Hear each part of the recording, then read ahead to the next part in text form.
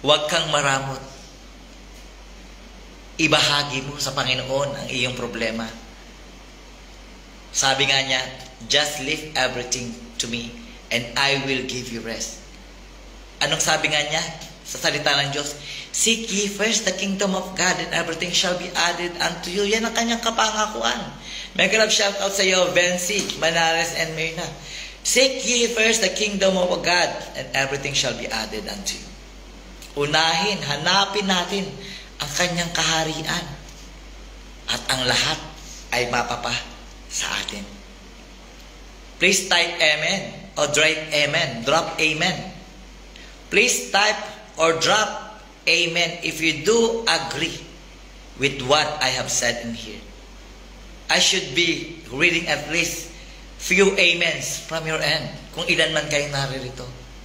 Just type amen if you do agree and believe in me.